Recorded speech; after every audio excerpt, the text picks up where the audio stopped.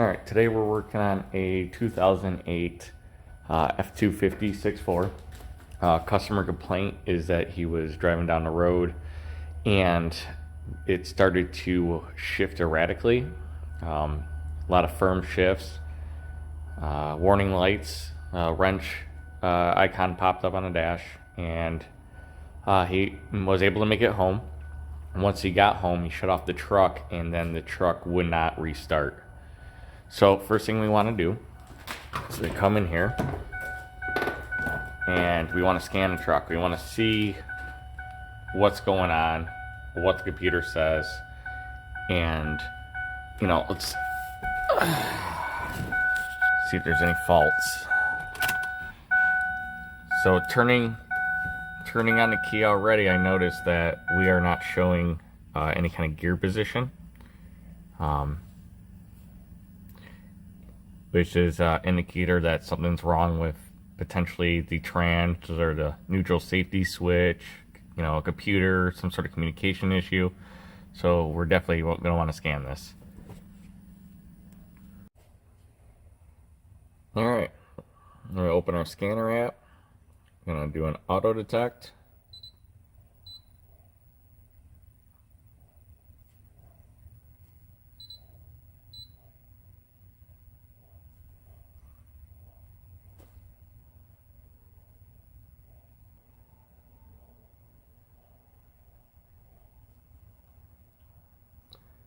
We'll do a health report, which is basically a all system scan.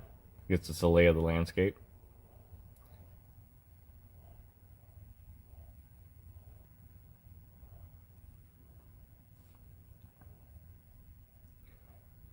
Just going through the list real quick, we see we do have powertrain faults.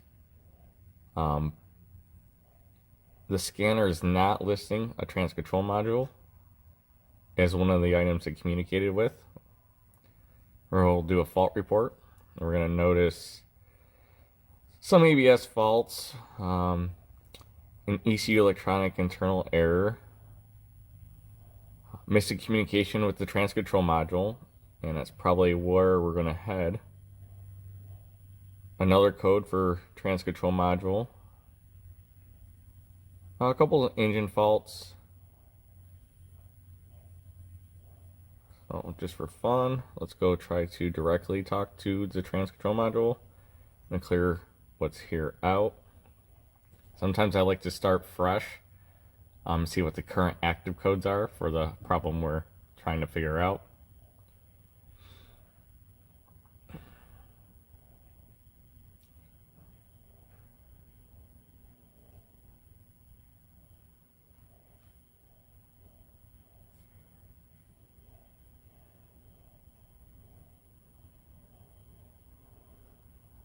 Yep, still some wheel speed sensors and no communication with TCM.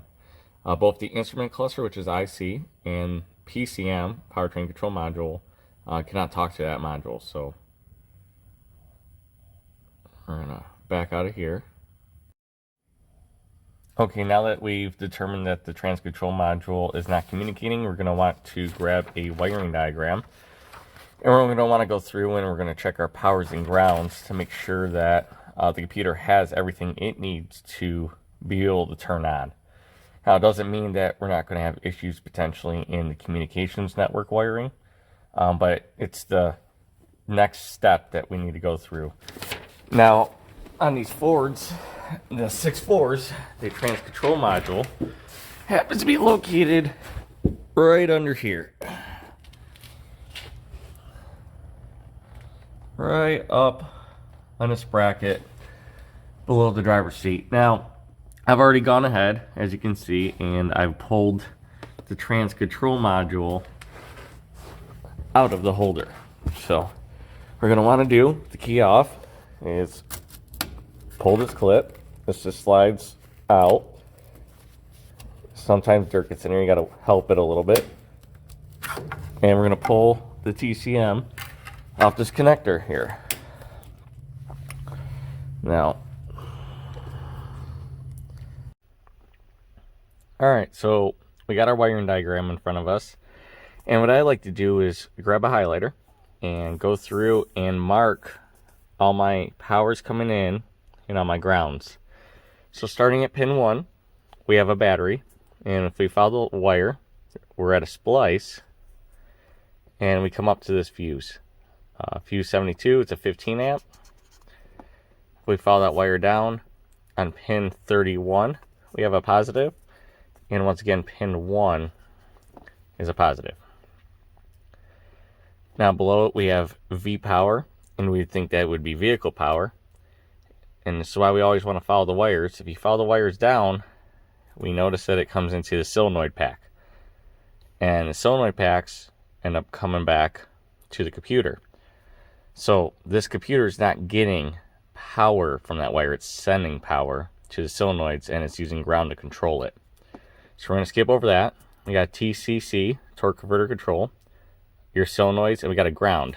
Now we want to mark the ground, and we notice that it comes over here to a G116, which is on the left side of the frame rail. We got a bunch of dead space here.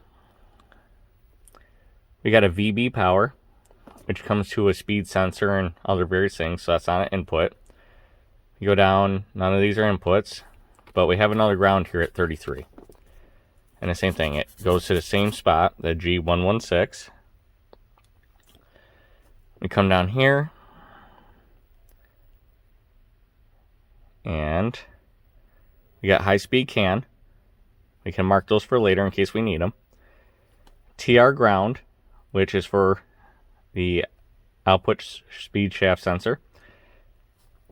Coming down here, it looks like that's all we got is, pin 60. Follow pin 60 up, and that's why it's important to follow these. Come up, and we got a fuse 37, which is a 10 amp. So we have 3 powers and 2 grounds that need to be checked.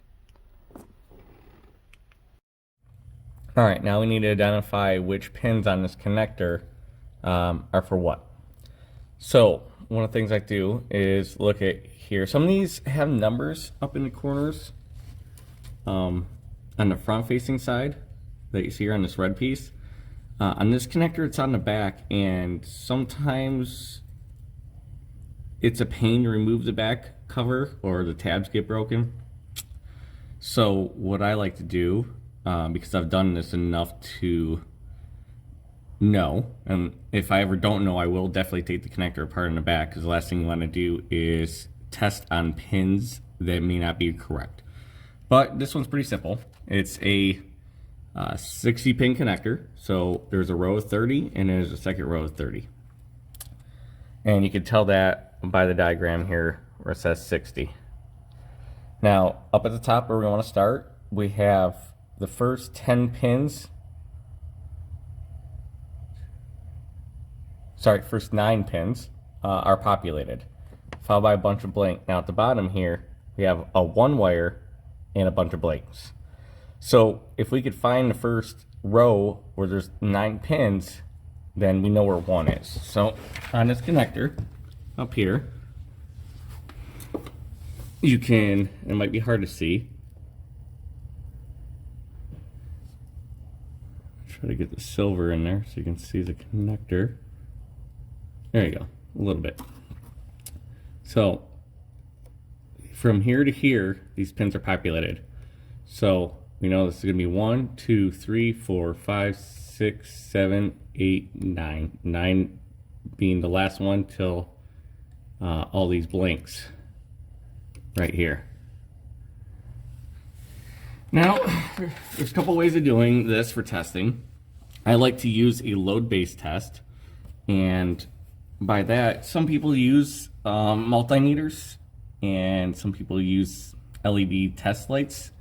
The problem I have when I use those is if you have a wire that's not completely broken, it will light up a test light or show 12 volts on a multimeter, but whenever a load is put on it, the power will go away. So, real low-tech approach, what I like to use is an old headlight bulb. So this is just the standard, I believe it's an H11 Well, it's a HB4, so it's a 9006. Doesn't really matter too much. And I have an old pigtail, you know, it was cut right out of a truck, hooked through some test leads. And what I like using this for is it puts enough draw on it, you know, to really load it down. So sometimes you'll find with check and wiring that after 10, 20, 30 seconds, sometimes longer, then you'll lose the connection. So sometimes it takes a little bit. So real low tech. Now what we're going to want to do is probe this connector. Now the last thing you want to do is start poking in the wires. I see it all too often. It drives me insane. People create these opens in these wires, testing them, and they just throw a little electrical tape on, and you know, a year or two later, the vehicle's back with a different problem, and that's because the wires rotted through. So they make kits, little pin kits that you can poke into the end here, into the pin cavities to test. Now, you don't have to spend all that money and buy, you know, specialized back probes. And what I like to use is just nice and simple, real small paper clips. Now, word of caution, whenever you check these, if you jam a paper clip or anything, whether even be a back probe, into one of these that is too big, you'll expand the pin and you'll have problems later. Now, luckily, this paper clip is a nice size and isn't too big. So I just take it and put it in the cavity. Now, pin 1 is supposed to be positive, and pin 9 is going to be a negative. So I'm going to take my alligator clip with my other paper clip, and we go to pin 9 and put it in there. Be very careful not to short anything. Connect our negative, and then we're going to take our positive here with the key on, and we're going to touch it to here. And as you can see, the light already showing up from our light bulb.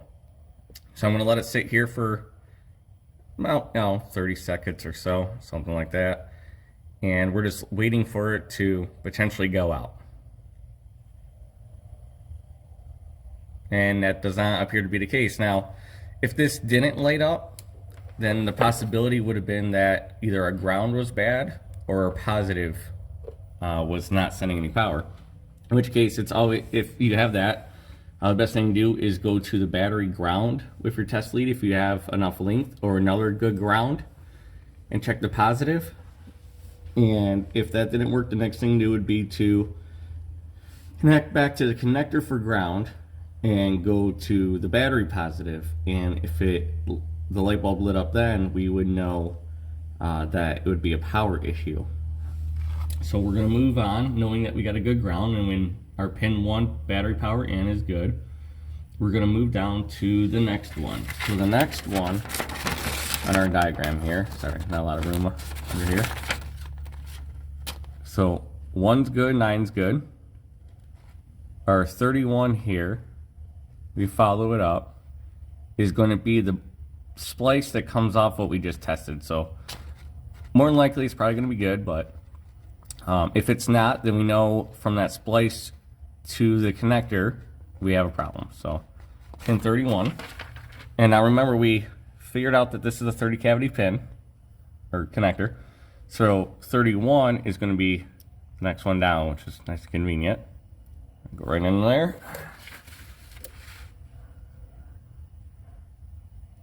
And you can see the light. So let's check it for a little bit here.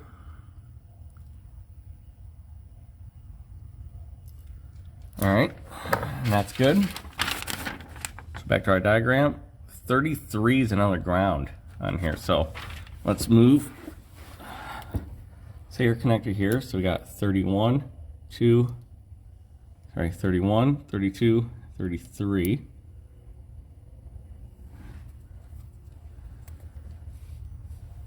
Take our connector, and our light lights up again. You can see the shadows.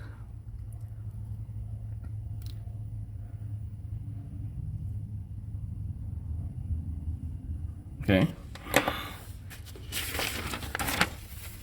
So that gets us down to, we're gonna skip over the high-speed can down here. And the last one is a power on pin 60. So take this pin out. 60 is the last connector on this bottom row. That in there. And we're gonna check that real quick. You can see the light on my hand. So that lights up. I'll give it a few seconds. We're just making sure that we don't lose connection. And that looks good.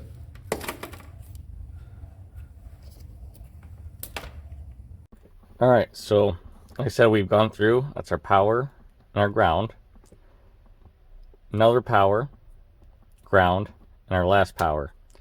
So we know we have everything we need here for the computer to at least power up. Now, we didn't touch the high-speed can, and there's a couple reasons for that.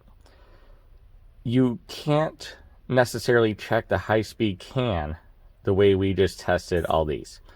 Your communication network does not use high voltage or high current.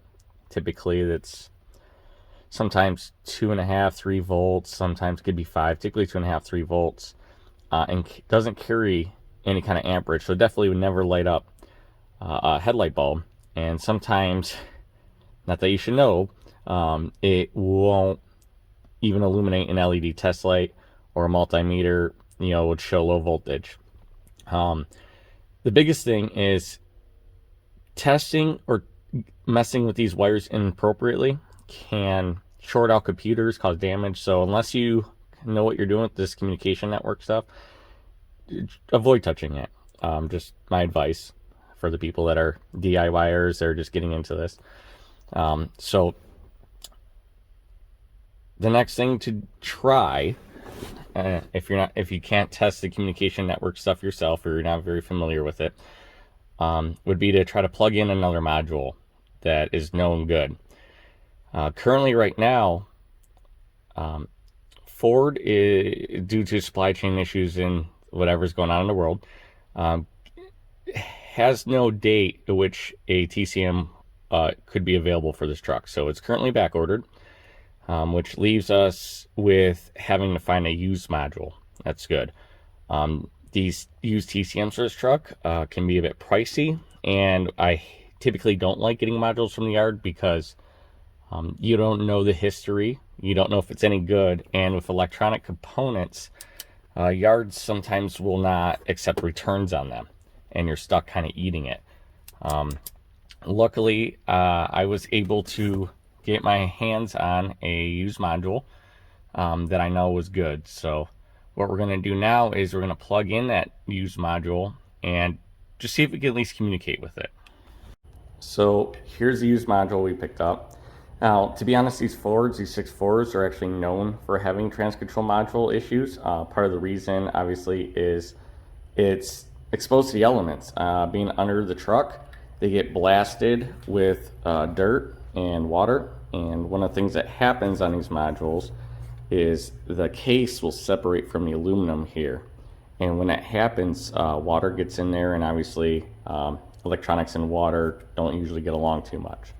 So this is our known good TCM. We're going to go and install this and just see what happens. Alright, we're under the truck. Now we have the key off. I'm going to take this connector, make sure that there's no dust or dirt in it. Let the covers seated. Sometimes these covers back out. You're going to take your computer and make sure there's no dirt, debris in it. And I'm going to make sure you line it up square. Kind of get it started a little bit. You're going to push this connector in slowly, this tab, and you can wiggle it back and forth a little bit. And you just want it to go until it's nice and flush. You know, it goes all the way down. And the reason we're not doing that in the holder is 2 reasons. One is getting to that connector or getting the bolts out of that is an absolute bear. It is not a good time. A lot of times they get rotted out and you have to extract them. And also we're just testing. So we want to plug this in. We're going to go through and turn on the truck, see if we can communicate with it. All right, here we are back in the truck. Turn the key on. And already you notice that we have the park illuminated on a dash. And I'm put my foot on the brake here without the truck running. And it's showing us that we're going through the gears with the shift lever. So, see if the truck starts. And it does. Okay, let's shut off the truck. Go back to key on, and let's just go through our scanner and see what it has to say. Alright, we're back on our scanner. Now, what I like to do is always start fresh, especially after switching modules. Sometimes the scanner will not communicate correctly after something else was plugged in. So it's always best to back all the way out and reconnect to the truck, and that's what we're doing.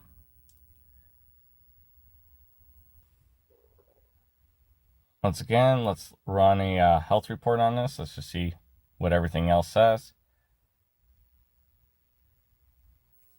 Okay, let's do a fault report. And we got our ABS codes and our audio control module, so we're not really worried so much about the internal error on that. The instrument cluster still thinks it can't see the TCM. We did not clear the codes before we did that. We have a code in the PCM for vehicle wheel speeds correlation, which can be set because we're missing, speed sensor inputs from the front wheels. We don't have any PCM to TCM faults, so that's good. So let's back out. Let's clear this. Clear it all out. And now we go through, we see, hey, the instrument cluster can see it. We do have an engine fault now, so let's just see what that's about. And it's probably going to be a readiness fault,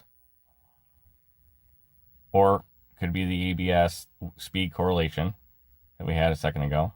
So let's go in there. Vehicle wheel speed correlation code. So if you want, you can take note of that. Something to look in to if we want to do, but I'm not overly concerned with that right now. Let's back all the way out and let's select the TCM. Trans control module. Go into there. We can get into it. Let's read fault codes if there are any. And the computer is not reporting any problems, which is awesome. Let's read data stream. Let's just see that we can see all the data that we should be seeing.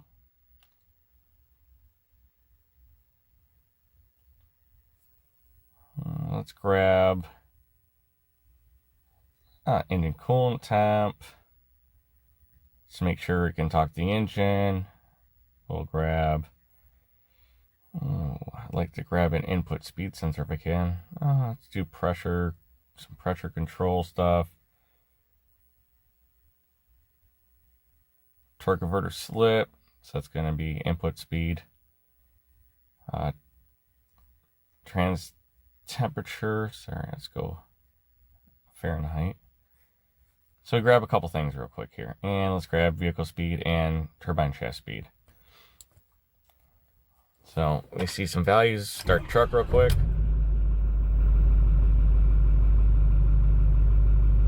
And sometimes this will happen with scanner. When you start a truck, it loses communication real quick. You should probably have it running before you go in.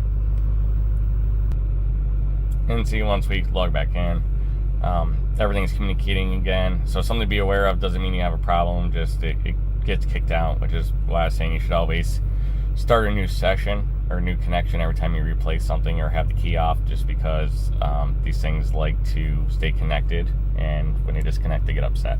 So we have speed. We're going to shut the truck off for now, and basically what we need to do now is pop this module back into where it belongs. So we got the truck back together. We're test driving it. There's a few things to note when dealing with computer modules in vehicles, and that is a lot of them will need to be programmed, especially if new, to the vehicle. Even if you use a used one like we are, sometimes you'll find, or at least best practice is that they should be reflashed to the truck. Sometimes there may be updates for the calibration that should be done, and that's what I plan to do with this truck. I happen to know where this TCM came from, and it's an exact parts match. Everything matches, the trans is the same, but a lot of vehicles, until they're programmed, they won't even start the truck because there will be a VIN mismatch. So if you ever switch a module on something and you know that you do not have any other problems, but it's still not working, there's a good chance that it just needs to be programmed. And unless you have the appropriate tool to do that, you may have to take it to the dealer to have it done. But otherwise, this truck, it's running and driving great. Everything seems to be shifting. Around a dirt road, it's a little bumpy, but other than that, we just have those ABS codes for his front sensors. We'll talk to the individual and see if that is a concern of theirs or not. It was not mentioned at the time, so I think he was just more concerned with having the truck up and running. But you know, so that's where we are. It's good to have it done. So on to the next one, I guess.